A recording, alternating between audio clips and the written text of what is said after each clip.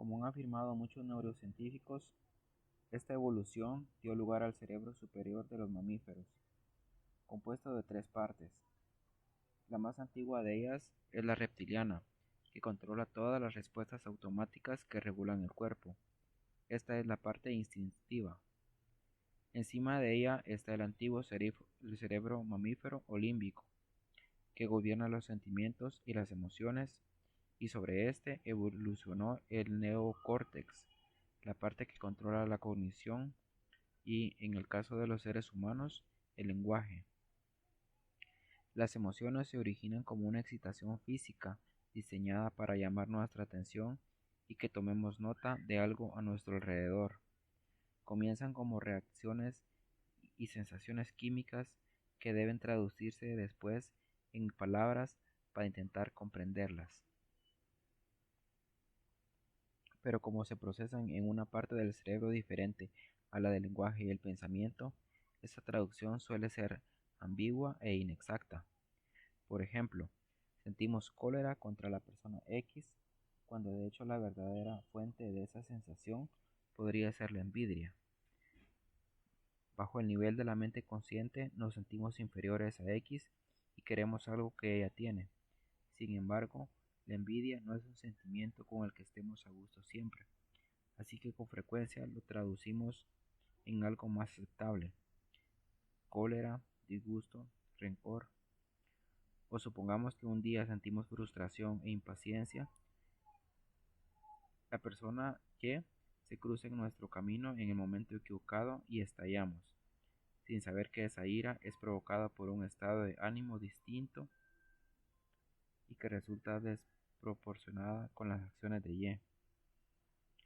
O digamos que estamos muy enfadados con la persona Z, pero que ese enojo se encuentra en nuestro interior, causado por alguien que nos lastimó en el pasado, quizá uno de nuestros padres. Dirigimos tal enojo contra Z porque nos recuerda a esa otra persona. En otras palabras, no tenemos acceso consciente a los orígenes de nuestras emociones y los humores que nos generan. Una vez que las sentimos, todo lo que podemos hacer es tratar de interpretarlas, traducirlas en el lenguaje.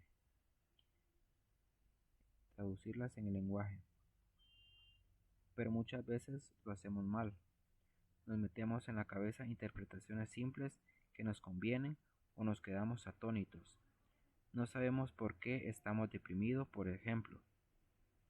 Este aspecto inconsciente de las emociones significa asimismo que nos resulta muy difícil aprender de ellas, detener o prevenir una conducta compulsiva. Los hijos que se sintieron abandonados por sus padres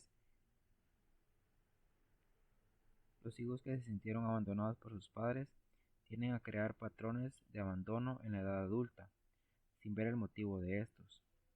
Véase Disparadores en la infancia temprana en la página 48. La función comunicativa de las emociones, un factor crítico de los animales sociales, también se vuelve complicada para nosotros.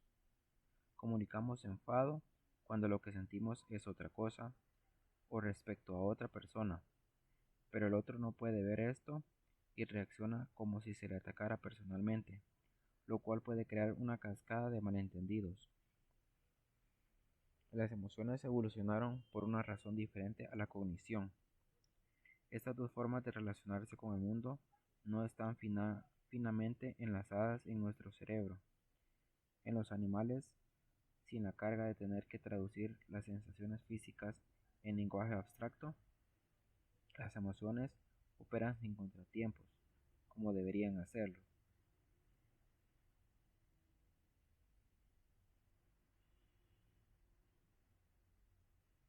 Para nosotros, la división entre emoción y cognición es una fuente de constante fricción interna, ya que involucra un segundo lado emocional que opera más allá de nuestra voluntad. Los animales sienten miedo un instante y desaparece después. Nuestros temores son duraderos, los intensificamos y los prolongamos mucho más allá del momento de peligro, al punto incluso de sentir constante ansiedad.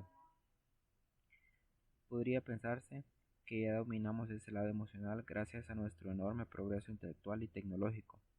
Después de todo, no somos tan violentos, apasionados o supersticiosos como nuestros antepasados. Pero eso es una ilusión. El progreso y la tecnología no nos han reprogramado, solo han alterado la forma de nuestras emociones y la clase de irracionalidad que las acompaña. Por ejemplo, nuevas modalidades mediáticas han mejorado la proverbial capacidad de los políticos y otros sujetos de explotar nuestras emociones de manera más útil y sofisticada. Leo de nuevo esa parte. Por ejemplo, nuevas modalidades mediáticas han mejorado la proverbial capacidad de los políticos y otros sujetos de explotar nuestras emociones de manera más útil y sofisticada. Los anunciantes nos bombardean con muy eficaces mensajes subliminales. Nuestro permanente enlace con las redes sociales nos expone a nuevas versiones de efectos virales emocionales. Esos medios no fueron diseñados para una reflexión serena. Su presencia constante reduce cada vez más nuestro espacio mental para retroceder y pensar. Como a los atenienses en la asamblea, nos asedian las emociones y un drama innecesario, porque la naturaleza humana no ha cambiado. Es obvio que las palabras racional e irracional puedan estar muy cargadas de sentido. La gente tilda siempre de irracionales quienes discrepan de ellas. Necesitamos una definición sencilla que pueda aplicarse a juzgar lo más atinadamente posible la diferencia entre estos términos. Este podría ser nuestro termómetro. Las emociones que sentimos todo el tiempo contagian nuestro pensamiento y nos hacen adoptar ideas que nos agradan y satisfacen nuestro ego. Es imposible que nuestras inclinaciones y sensaciones no se involucren en lo que pensamos. Las personas racionales están conscientes de esto y mediante la introspección y el esfuerzo son relativamente capaces de sacar las emociones de su pensamiento y contrarrestar su efecto. Las personas irracionales no tienen conciencia de ello, se precipitan a actuar sin considerar las ramificaciones y consecuencias.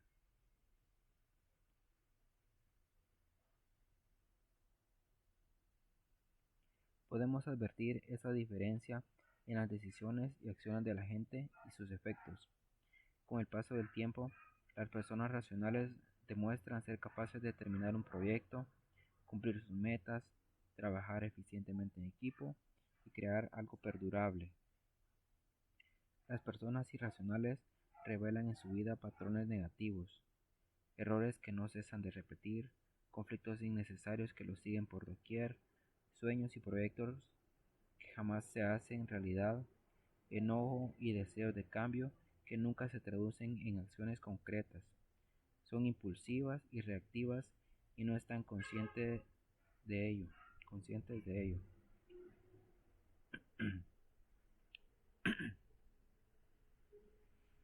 Todos podemos tomar decisiones irracionales, algunas de ellas debido a circunstancias que escapan a nuestro control.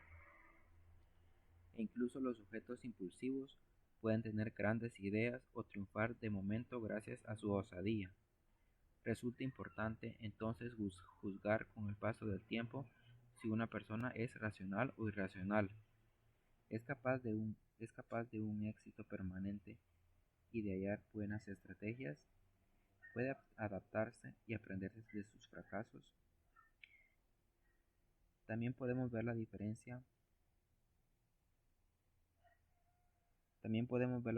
entre una persona racional e irracional en situaciones particulares, cuando se trata de calcular efectos a largo plazo y ver lo que de verdad importa.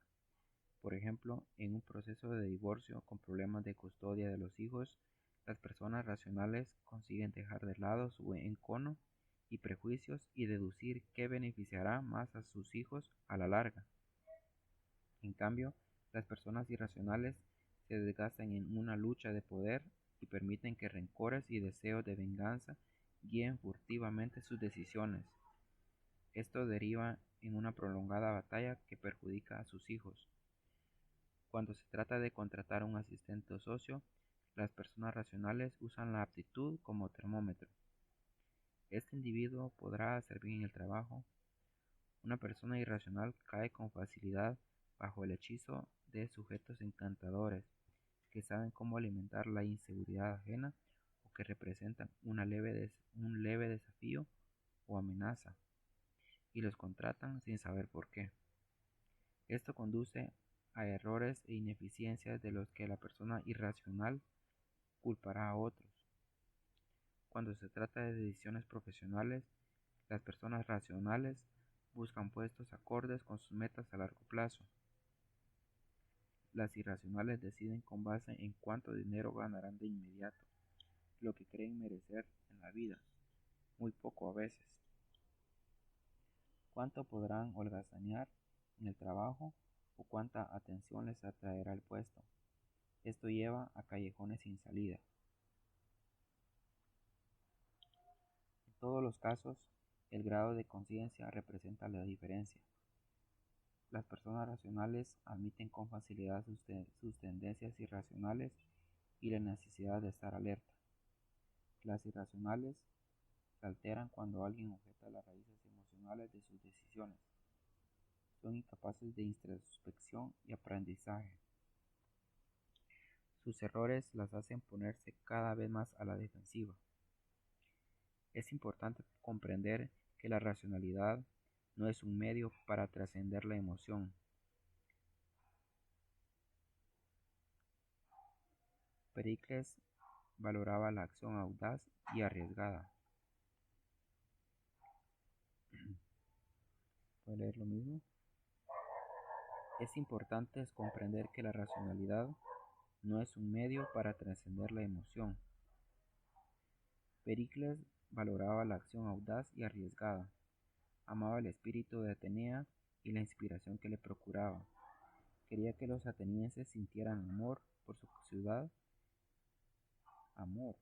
Quería que los atenienses sintieran amor por su ciudad y empatía con sus ciudadanos. Quería que los atenienses sintieran amor por su ciudad y empatía por sus conciudadanos. Imaginaba un estado de equilibrio, una clara comprensión de por qué sentimos lo que sentimos, conscientes de nuestros impulsos, a fin de que pudiéramos pensar sin que nuestras emociones nos guiaran en secreto. Quería que la energía de los impulsos y las emociones sirviera a nuestro lado pensante. Esa era su visión de la racionalidad y debería ser nuestro ideal. Por fortuna, adquirir racionalidad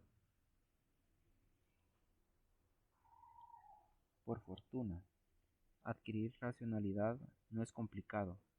Requiere simplemente conocer y practicar un proceso de 3 pasos. Primero, tenemos que estar al tanto de lo que llamaremos la irracionalidad de grado inferior.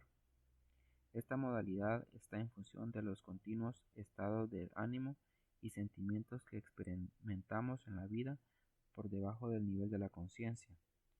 Cuando planeamos o tomamos decisiones, no reparamos en que esos estados de ánimo y sentimientos distorsionan el proceso mental.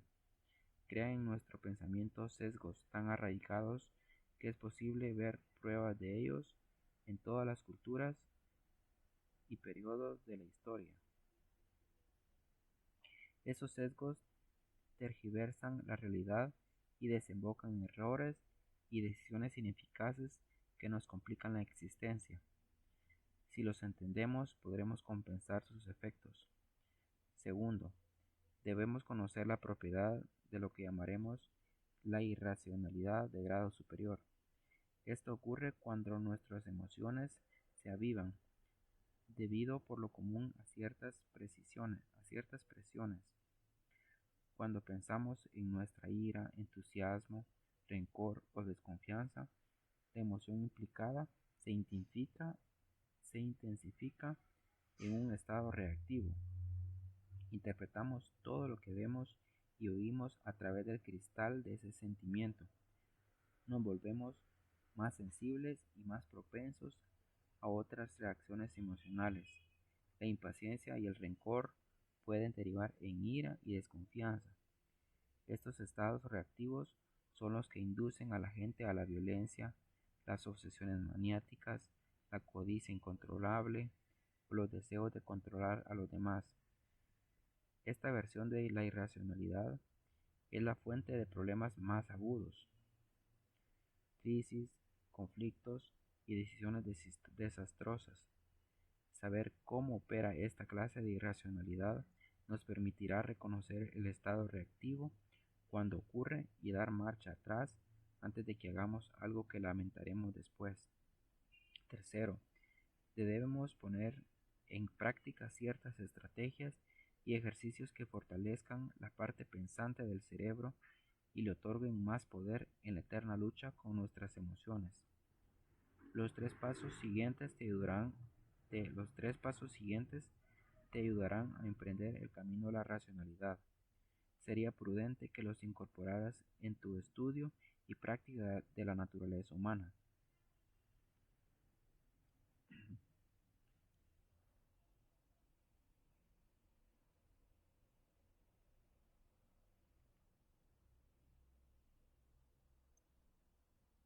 Paso 1. Reconoce los sesgos. Lo voy a leer en el siguiente capítulo.